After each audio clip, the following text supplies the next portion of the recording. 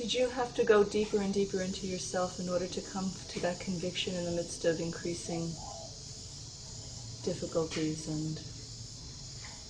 I think we probably all need to have a modicum of suffering, because it actually gets you to realize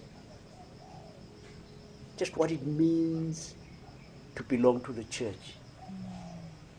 That, I mean, you know, the doctrine of the church came alive for us. You know, we were our General Secretary of the South African Council of Churches, and I would get a bulletin from Alaska.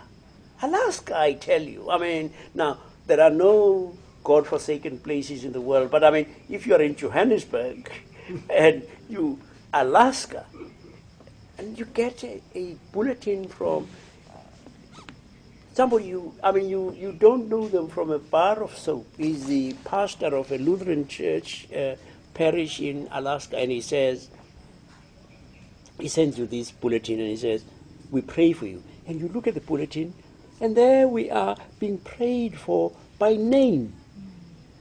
We, the staff of the South African Council of Churches, prayed for by name in Alaska. Now, I mean, we'll probably never meet the people who prayed for us, this side of the Jordan, as it were. We were being upheld by the love and the prayers of millions around the world. It was such actually, sometimes it was almost a physical sensation. And I mean, even now, 10 years after we've had freedom, it isn't being just conventional, going around to saying to people, "Thank you for having supported us." We would not have made it without that. And so, yeah, I mean, we were sustained. We were sustained in some of the darkest moments,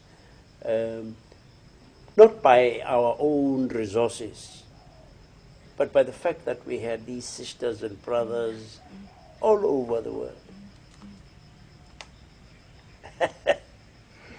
and you know, I don't think, I mean, that when you're having a